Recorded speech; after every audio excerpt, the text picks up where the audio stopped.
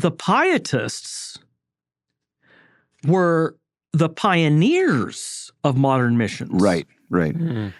And setting up orphanages and Christian schools and pharmacies, to help heal people.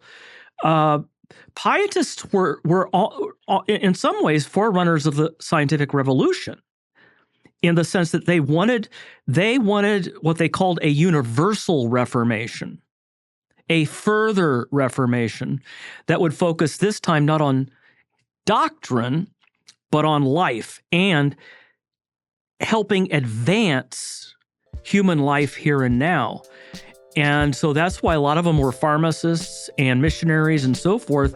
So even in churches of the Reformation, it was the Pietist wings that were at the forefront of the modern missionary movement. And so we have to ask ourselves, what happened here? How have we contributed to the separation of head and heart?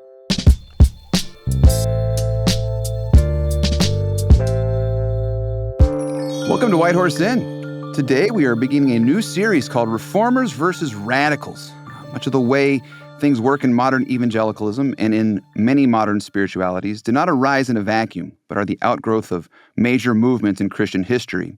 In this series, we're going to examine a number of those key movements and the figures who have shaped much of 21st century Christianity and evangelicalism. And today we're going to begin with pietism. Pietism, what is it? Isn't piety a good thing? Who are the major figures we need to be aware of in this movement, and how has it influenced the church today? To have this discussion, I am here with a conventicle of men with truly pious desires. Michael Horton, Justin Holcomb, Walter Strickland, and I am Bob Hiller. Gentlemen, and this is awesome. And this is a real natural topic for you. This is my favorite topic. I'm all amped up. What's pietism? What are we talking about here?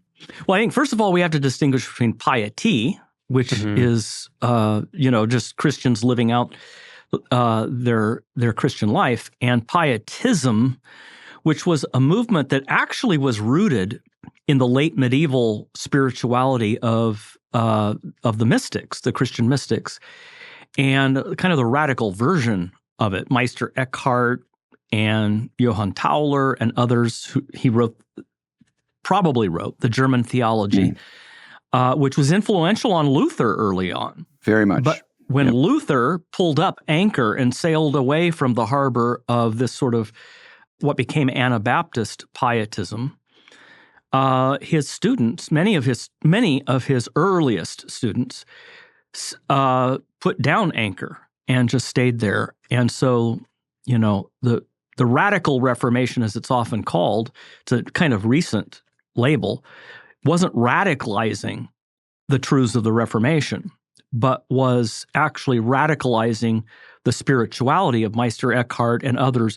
Eckhart was accused by the Roman Church of pantheism. And so there's this kind of inner light. I go inside. It's not the church outside. It's not Christ for me 2,000 years ago in history, but Christ in me that saves.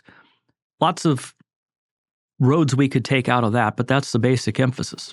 I think it's helpful to give some dates on this. So it arises late 17th century as a reform of the heart in Lutheran land. So what Mike was just saying is Christ out of me, apart from me. And this is the reform of the heart. And it gets traced historically through Moravianism, Wesley, and then modern evangelicalism is what we have that. And so it's a shift from justification as the engine to sanctification as the litmus test. And so you're going to be talking about the pietism.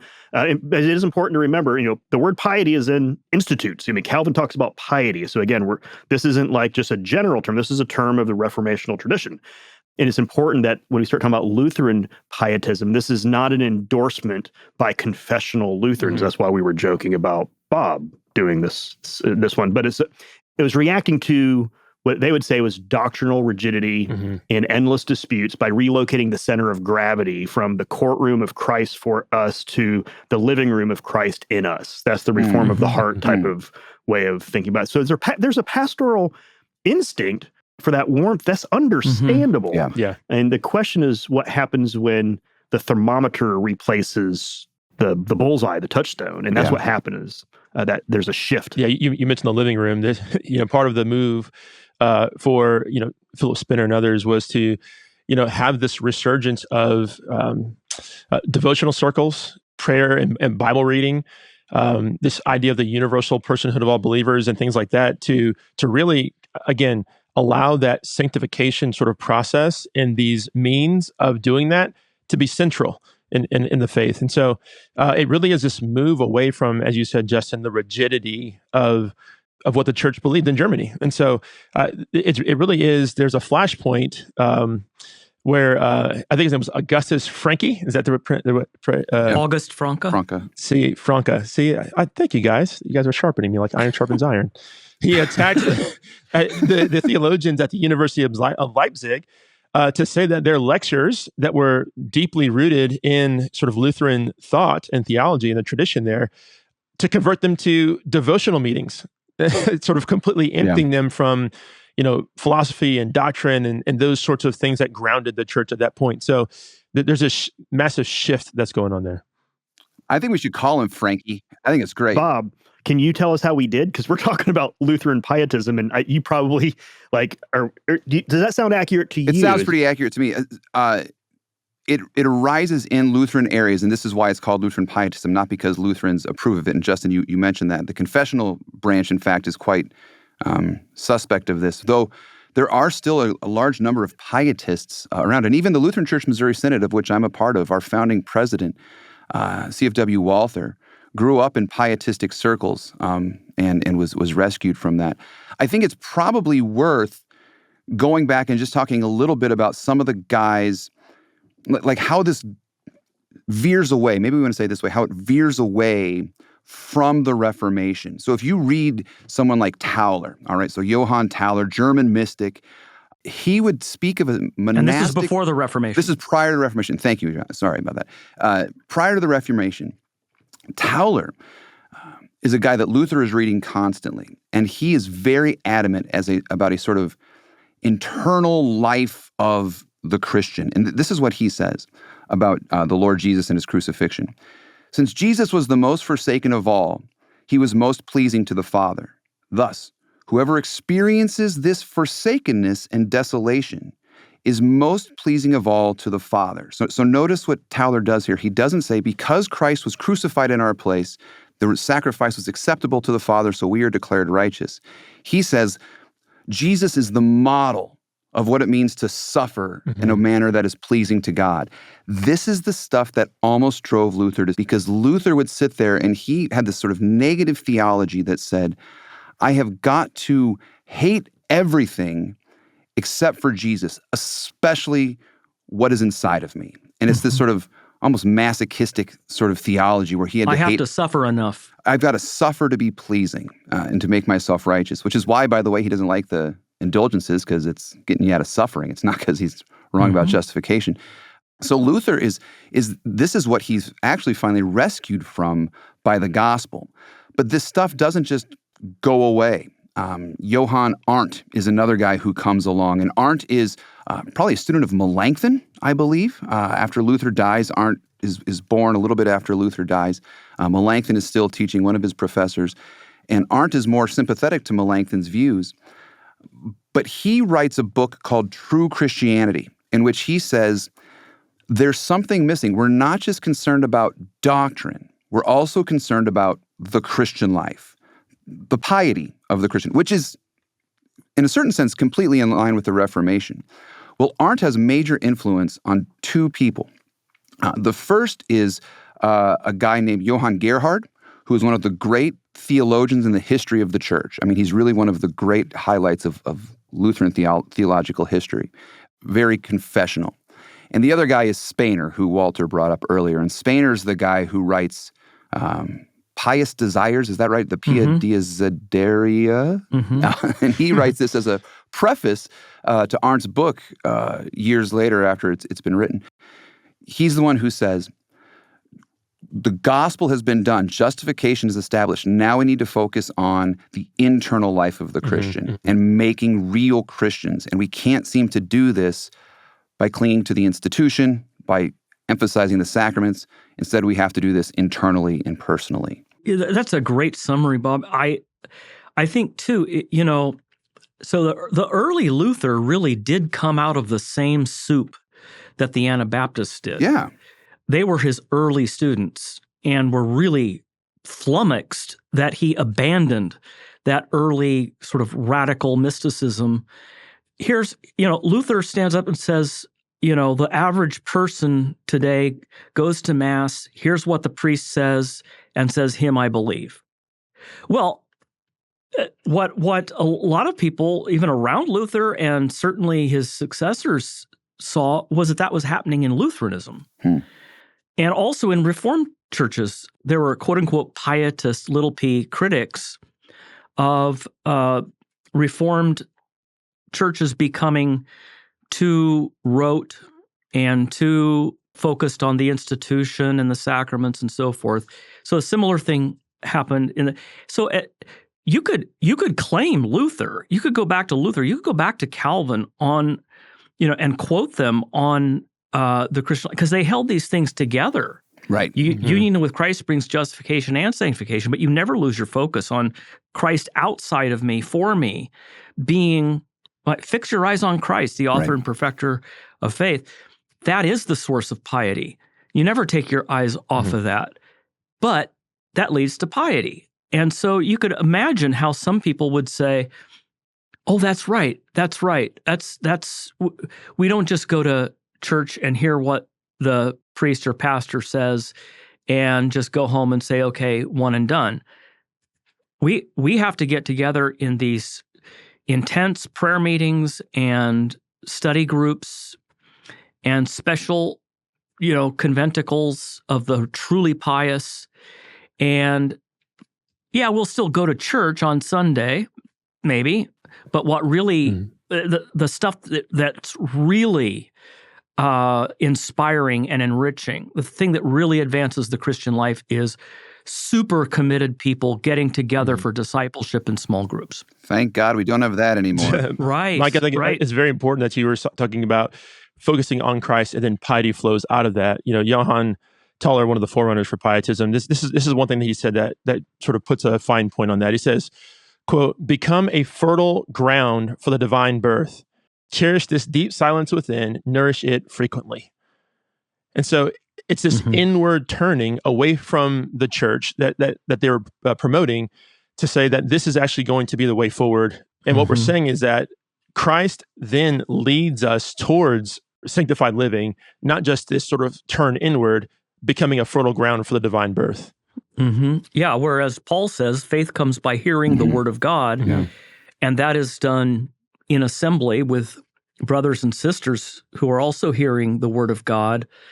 Peter says that we've been born again by the preaching of the gospel, and over and over again. But if the emphasis is not on Christ who was born in Bethlehem and crucified outside of Center City, Jerusalem, and rose again from the tomb of Joseph of Arimathea on the third day, but on him rising again in my heart, Right.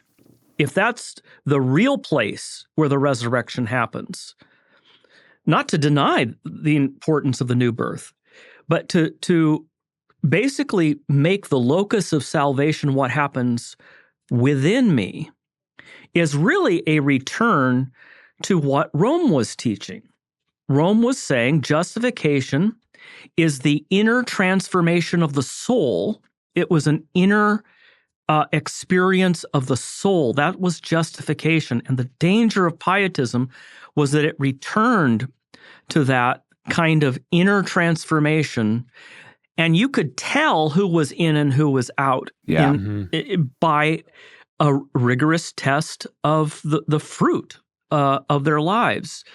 And again, it's taking good things that we would also want to stress and losing better things. Yeah, right? we're not tossing out sanctification. Yeah. And it's the way it's talked about. There's a nuance that it's not just a nuance. It's not like you're just not saying it right. There's a foundational shift. Just for the sake of listeners, and for myself, when we're doing these episodes, like we get to dive in. Like this is part of my continuing education because I jump into things and start diving in a little bit more. And I think because we just heard a lot of names, and for the sake of that, I think I just want to summarize a little bit from those three names and where I think we are. A little bit of a confirming, making sure I got it, but also because there's some fascinating things that we got to hear. So we have this late medieval, early modern streams feeding into this Lutheran pietism. The Tauler was the mystical experience shifts to the interior life to kind of set the tone for experiential piety. So you have this, then you have the Ardent, the True Christianity, 1606. And it's the things I read about Johann is that he didn't so much reject the Reformation, just said, it's kind of withered. It's, we're shifting now from right belief, we did that, to now right life. Right. And maybe he was more against reformational things than I know, but it just had more of a withering, reframing the Christian life from assurance from the outside, which is what Mike jumped on very early on, and more of the transformation verified on the inside. So that this internal shift, both of those two feed into, is it Spener? How do you say that name? Spener. S-P-E-N-E-R for people who are writing it down. And they were reading Ardent and others, and this renewal of Lutheranism through the household devotion. And Walter mentioned this, the small group shift to kind of democratizing edification, and implying that corporate worship wasn't enough. That's why we're talking about Christ preached and poured in baptism and received at the table. Is there's a shift that's not enough. That's the right belief place, but the right life place is the small group edification place. Right. And then yoking, the tendency to yoke justification to sanctification in a particular way. I mean, others say this, but Calvin says, well, justification necessarily leads to sanctification. Right. It's going to happen. But the negative way of talking about this is from Spener. No one justified who isn't intent on holiness. No one is justified who isn't intent on holiness. Well, now you're talking about like my intent. Reminds me back to Bob's point from years ago, the adverbs. I'm not intent enough. I'm not sincere enough, all that. And then the reshaping of pastoral curriculum, tilting from exegesis, dogma to methods and spiritual formation. It goes from proclamation to pragmatics. And so it seems more of a revolt to the Reformation, to kind of undermining of the center, moving from promise of the Reformation to performance of this pietism. Yeah, it's an overcorrection, isn't it? One historian distinguishes between the churchly pietists who stayed in the church but wanted to form a church within a church, small group fellowships that did the real piety, and then they would just go to church and go through the motions, so to speak.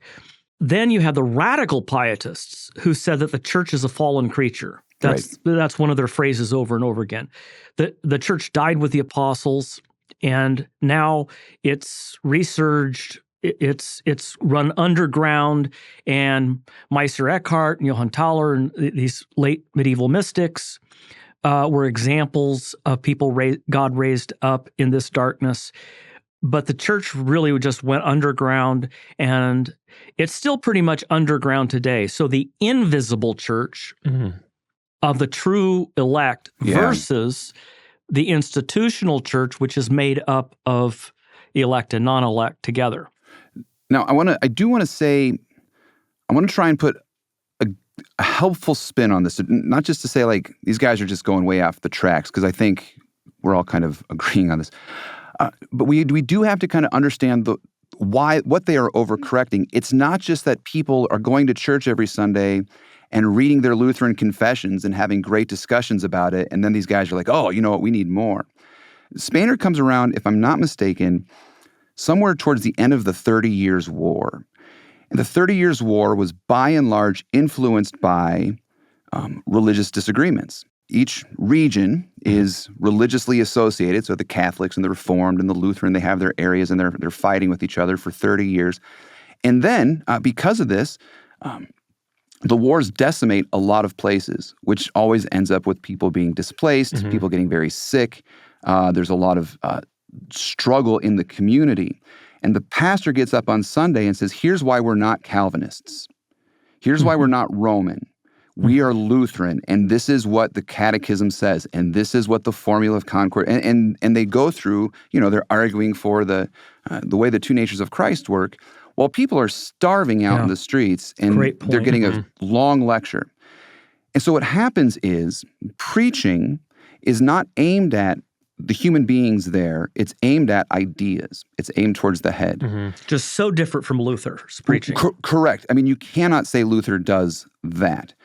And proper disciples of him ought not to be doing that. At the same time, the overcorrection in my mind is not that they stopped focusing on the head, but they stopped focusing on the heart. But in none of this are they focusing on Jesus Christ for you, right? So the pastor's more concerned about not being wrong than he is about the suffering people in his congregation. Yeah. And so they say the problem is we're too academic. We need to be more loving. Well, the problem is preaching Christ and Him crucified addresses both of those issues, but they don't go back to Christ. They go to the internal life, I think, and that becomes why the correction is made in that way. So it's not just happening in a vacuum, like, oh, we need to emphasize this in theology now. Church is not addressing people in any sort of real way, and that's their concern. At least I think that's what's going on. And as you say, you mentioned Johann Gerhard, Bob. Here's a great example, and he was hardly alone, of early Lutheran representatives who were, during this period, Orthodox confessional Lutherans, and often numbered with the Pietists. Yeah. Because the Pietists invented dead orthodoxy. There was a lot of dead orthodoxy around. I mean, you could go to, we have in the Dutch Reformed tradition, catechism preaching, usually in the evening. We preach through the catechism. That started the same time Lutherans started taking people through the catechism to say, this is why we're Lutheran. That can be done really well, or it can be done really badly. And I think it's really important to see in those early years, whether it's Lutheran or Reformed, in those early years, there really wasn't an Orthodox group over here that was just intellectualist and a Pietist group over here that was just emotional and sentimental and navel-gazing. There was a lot more overlap. It was really by the end of the 17th century, and as you say so helpfully, Bob, the 30 Years' War and the absolute decimation of whole populations, that people began to wonder, is the Reformation actually a bad thing? Did it actually do more harm than good? Are the Lutheran and Reformed clerics any better than the Roman priests? It seems to me, of course you're going to go to small conventicles and small groups. Why? Because you can't trust the institution of the state. They're going to go to war over things. You can't trust the institution of the church because they're not really caring about us. They're just concerned about making sure, they're getting paid by the taxes. We've got to find a spirituality somewhere else. And so instead of correcting the preaching and fixing things, you tie the church and the state together, much like it was actually prior to the Reformation. And the state has way too much influence over how life is done in the church. And so people start to move away from the institution because it's not actually doing its job. I haven't done any work on that to think it through. But it does seem to me like this inner anti-institutional perspective does come from a proper desire to really be engaged with what the Word of God says. The problem is they do it by removing the means of grace from it because in their minds, the means of grace are too much associated with what did you say, that the fallen institution or something like this? Yeah, fallen creature. And so we start looking for Christ where He's never promised to be, and that becomes the danger. Yeah, it's helpful, Bob. And just as I'm trying to empathize with the laity in this situation, There's a theological fatigue trying to come out of the Reformation and to get their doctrine correct as it's being offered to them. But then they're thinking, perhaps, and maybe this is the Baptist in me, what am I supposed to do now? So do I? Well, I thought the Baptist part was the sympathizing with the laity. I guess there's several layers to it. That's priesthood of the believer, Anglicans and now don't we're do that. talking about no, so I really did. I was like, is that from the ecclesiology? I mean, I was serious. Baptists love people, apparently. Not in a critical yeah, way. we actually because- think about the people in the pews, and not just and we just don't perform on stage and doing our theology, reading our theology papers. Pietists. It was kind of a compliment originally, but I'm taking it back. No, I appreciate that. I think it just You only it's like the just so laity, much. only the adult laity. Yeah, it's just so much deeper than you think, though. Oh, you missed that, Walter. I That was a did. good- or you just ignored it. Yeah, that's true. Only the baptized, post conversion. So, but yeah, I'm sorry. You're on a great point. I interrupted, but this is fun. But as I'm thinking about them, they're probably thinking, okay, because the preaching is more to clarify the doctrinal distinctives that emerged from the Reformation. They're looking out at the world and saying, does God have anything to say about this? There's probably an urge to do something.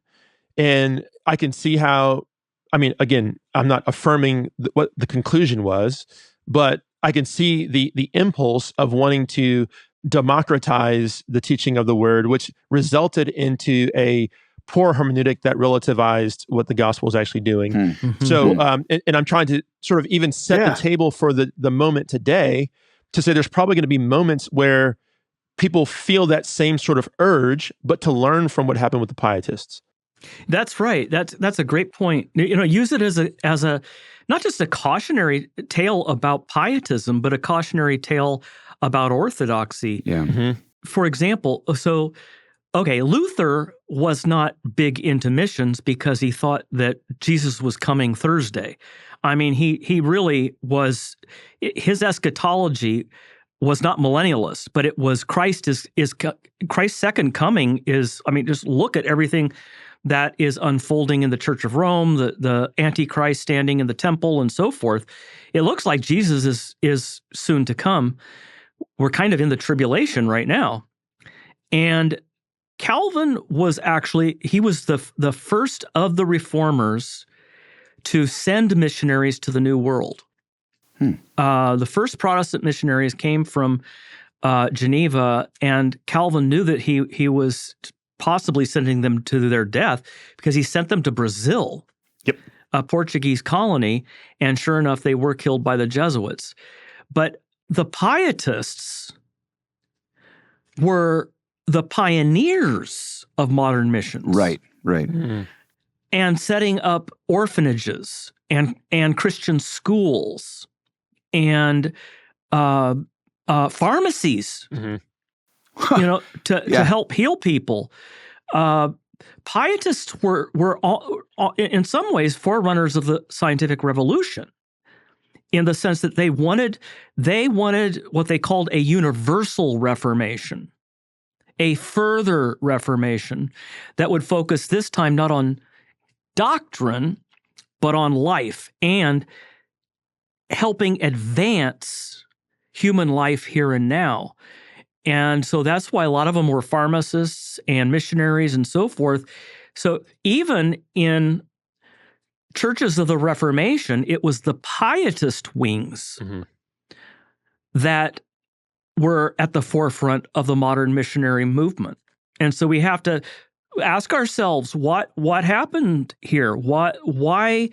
How have we contributed to the separation of head and heart, hands and Right. There are mind? real gains that came from this. That's what and just to be really clear, it was philanthropy and missionary zeal for conversions. Mm-hmm. It wasn't one or the other. It was well, we're going to do all of this philanthropy. I didn't know some of those that you were talking about, of the pharmacies being set up and the lay engagement. It didn't have the kind of clericalism like, oh well, I guess that person will do the gospel proclamation stuff. I don't do that. Yeah. And so there was this, well, if the news is this good and Jesus is making all things new, let's dive in. And so you actually do have this real gain that comes from the tradition, from the Lutheran Pietism. Then Jesus making all things new replaces eventually Jesus hanging on a cross, flies buzzing, blood dripping, and him being raised the third day. Yeah. There seems to be this unleashing of the laity in their vocations in such a way that puts it really does democratize the proclamation and demonstration of the gospel in ways that I think are very healthy. However, the ways in which that was done might be concerning at times. I would say, I think you're right, but I would qualify it that one of the things that's going to come out of a pietistic mindset is your vocation is not spiritual, or that is to say, the vocation, someone who simply goes to church, goes to work, goes to their kids. I'm sure they had sport. No, I guarantee the Pietists didn't have sporting events. They weren't that fun, but went to, you do all this stuff. That's inferior. The superior spiritual life is going to be found in the conventicle with the person who is constantly looking within to see where are things that I sin too much with. How do I get rid of this? And always working towards a holier way of life, which means less of a love for this world and more of a love for God, which is strange when the God you worship says, love the Lord your God and love your neighbor as yourself and calls the creation good. The other thing is worth noting, though, here, I do want to put a quick plug in if we're going to do some bibliography. Our old friend Dan Van Voorhees from 1517, Christian History Almanac, his dissertation was on Arndt, and he wrote a book called A Prophet of Lutheran Pietism. Arndt was not, properly speaking, a pietist. However, what you were just talking about, Mike, is fascinating. Dan says that Arndt can't really write a letter without making some reference to some sort of new medicine he's discovered or some new way of giving health to people. So there's this already in pre-pietistic stuff. They're trying to take care of their health and their body and all of this. They were alchemists, most of them. Yeah, that's Dan says, and they at best he was a pharmacist and at worst he was an alchemist. But I think that's interesting. But there's also this tied into all of it.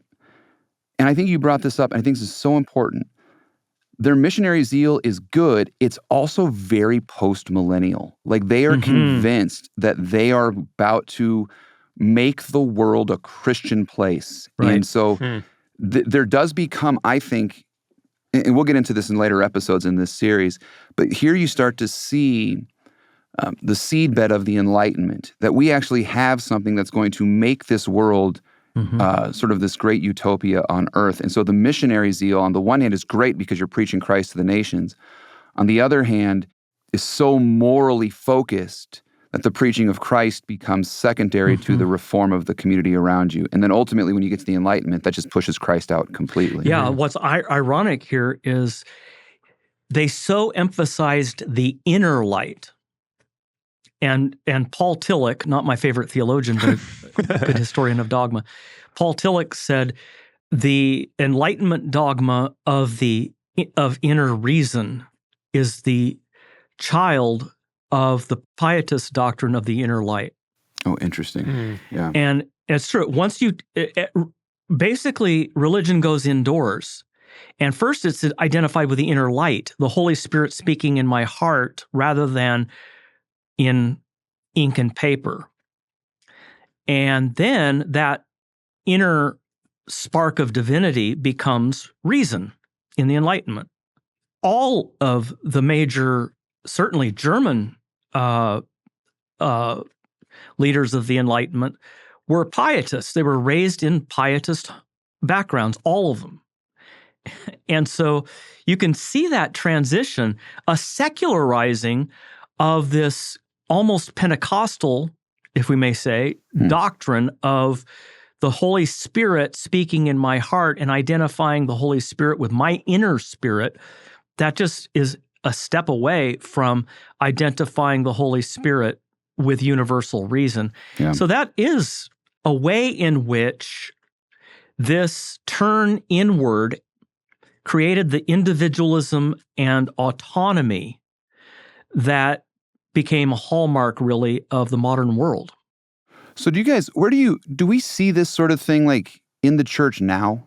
Where do we see this sort of thing? Where don't we see it? Yeah. All over the place. That's probably a better way of asking the question. you have the gains and the losses. You have the missionary zeal, philanthropy, but then you have this narrowing of the church to the small groups. You have the sidelining of confessional scaffolding to guard the gospel. You see it in the questions of how do you feel about this text? Like, there's nothing wrong with asking how the scriptures would make you feel, but when that's the only question or the main focus of that, is not really what's the meaning of the text? What's God's meaning of the text? What does the text actually mean in itself?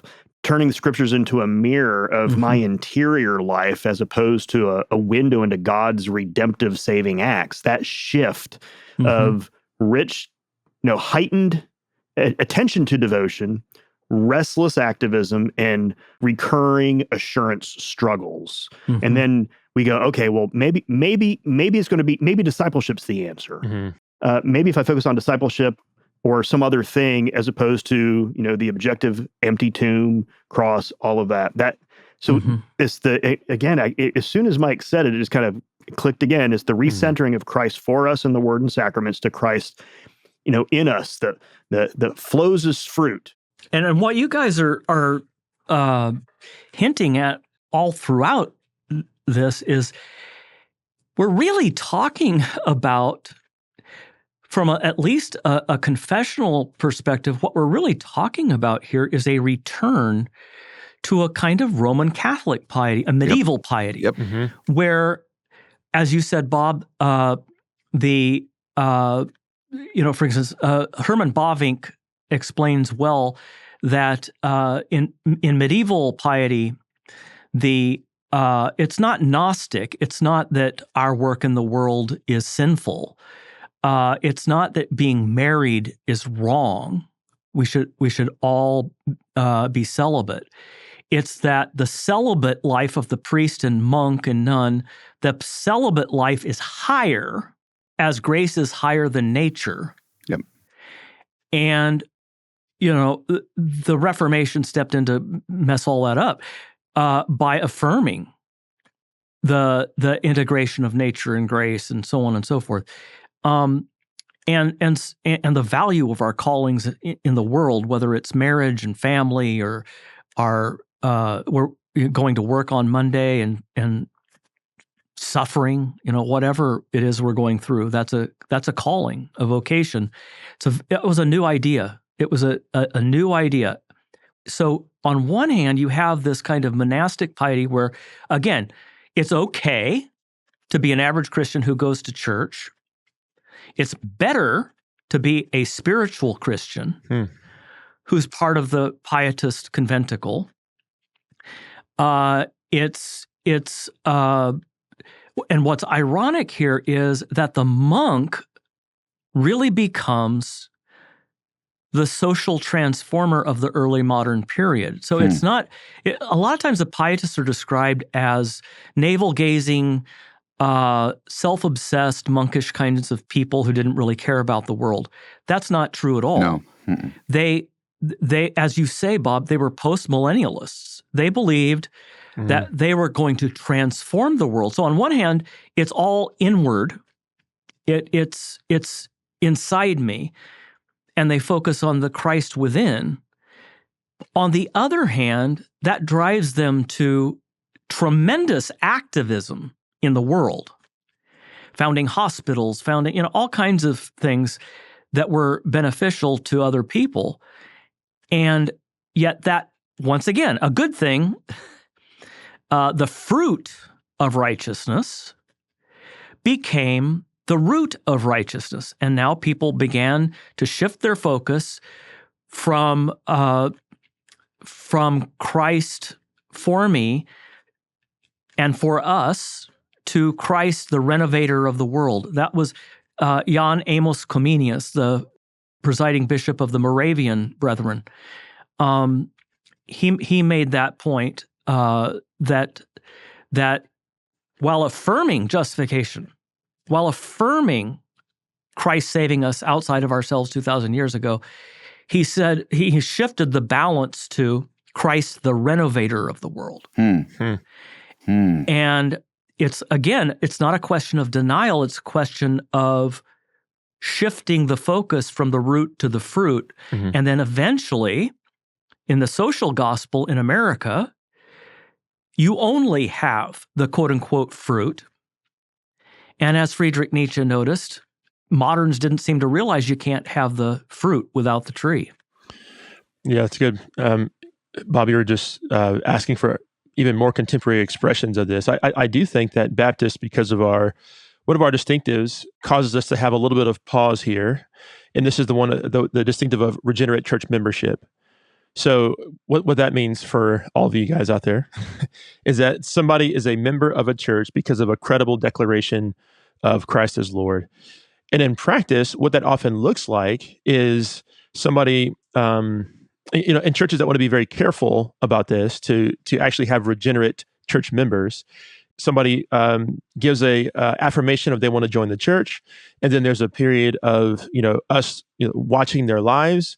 But then at that point, there can be a tendency, it doesn't have to be this way, but there can be a tendency to mistake the fruit for the root.